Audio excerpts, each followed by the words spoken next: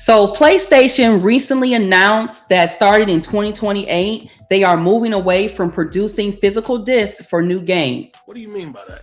And the response online has been interesting because some people were actually surprised by this.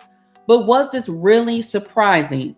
Because we have watched this same transition happen over and over again over the years. Music went through it, movies went through it, software went through it. And now it's gaming's turn. Because this isn't just about having a disc sitting on your shelf. This is about how we slowly move from buying products to paying for access. So this is a post from PlayStation's blog where on July 1st, they posted this announcing that physical disc production will be ending in January 2028 for new games releasing on PlayStation consoles. According to PlayStation, they say this change is connected to consumer trends and more people moving towards digital, and that is true. Digital purchases have increased, but I think that the conversation is more complicated and nuanced than just saying consumers wanted this. Because did consumers actually create this change, or did companies introduce something new, consumers responded, and then companies built around that response? Because I don't recall people walking around saying, you know what would make my life easier? Owning fewer things. But we did like convenience, and convenience is powerful. Now think about movies, because some of us remember going into Blockbuster, walking around trying to pick a movie. And if that movie wasn't there, well, you're out of luck because somebody got there first. But people forget Blockbuster wasn't just renting movies. We rented games. You could buy movies. They sold previously viewed copies. Still a whole system built around physical media. You could rent it, buy it, trade it, or keep it. Then we watched that change. I remember family video still being around when my now teenagers were toddlers. So this isn't some ancient history. A lot of us watched this happen. Then Netflix comes along. And Netflix didn't start as the streaming platform we know today. They were mailing DVDs, y'all. Can y'all believe that? Then Redbox. We basically went from walking around the store, and then when you walked outside, the Redbox kiosk was right outside the door. And every step made sense. Every step solved a problem. Every convenience comes with an exchange. And sometimes we don't realize what we exchanged until years later. And this wasn't just entertainment. We saw this with software. Remember buying the program? You bought it, installed it, and that was it. So that's the reality. Many programs are subscriptions. You're not always paying for the product. You are paying for continued access. And even storage, y'all. Our phones tell us we're running out of space. And instead of going through thousands of screenshots and videos we probably don't need, they say you could pay a few dollars a month and we will fix that for you. And gaming has been heading this direction for years. So when we look at data showing more people buying digital games, context matters. Yes, consumer behavior changed, but what else changed? The hardware. Companies started introducing digital-only consoles, and once the console doesn't even have a disk drive, of course, digital purchases increase. The decision was already made when you bought the system. And I saw where things were headed years ago when we upgraded our boy's Xbox. We're an Xbox household over here, and the digital version was less expensive, and I understood why people bought it. When you're a family trying to get access to the newer generation of gaming, price matters. But we purchased the disc version because at the time, my children preferred physical games. They wanted the option. And that's really what this conversation comes down to. And we saw gaming stores changing too.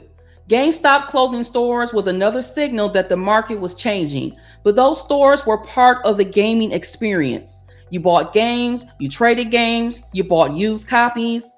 Now, were those trade-in values great? Absolutely not. Some of us walked in with a stack of games thinking we were doing something, and they offered us just enough money for lunch. Help me understand. And eventually, with our son's games, we said, we'll just keep them. So now we have crates of games sitting in the basement. Are we playing them every day? No, but we own them and we decide what happens to them. And this is where some concerns around digital ownership come from. Now, if you can see in the title of this article, it says Sony is removing over 500 movies from PlayStation accounts users already paid for. How? Hold on, bro. Help! So Sony has a license agreement with Studio Canal, and starting September the 1st of 2026, licensing agreement between Sony and Studio Canal will come to an end, which means that customers who pay for digital ownership of one of these over 500 titles will lose access to these titles. And that's where consumers started asking questions, because when we click buy, we think that we own these titles. And that is different from streaming, because if we pay for Netflix, Disney Plus, Paramount Plus, Hulu, we understand that we pay for access. We don't think that Netflix belongs to us. But when we purchase one or more specific titles, the expectation is different. So the question becomes, did I buy this or did I buy access? And then we get into the money, because subscriptions change the relationship and the game. A customer buying once is one transaction, but a customer paying every month is ongoing revenue. And listen, we use Game Pass in this household. My teenagers use it. My preteen uses it. My husband uses it. I occasionally play. We are the customer. But let me tell y'all, when that price changed, we paused our subscription, because I looked at that price and I was like, hell no, absolutely not. We are going to reevaluate this. And that's how consumers respond. Companies test, consumers respond, and the conversation goes both ways. Gaming is already expensive. The console, the controllers, the games, the subscriptions, the accessories. And yes, a lot of gamers are adults now. They have careers, they can buy what they want, but gaming is also for teenagers, tweens, families, people who use it as an outlet, a hobby, a way to connect with friends. So if the cost keeps increasing, who still gets to participate? And this is why I don't think physical media necessarily disappears. It changes.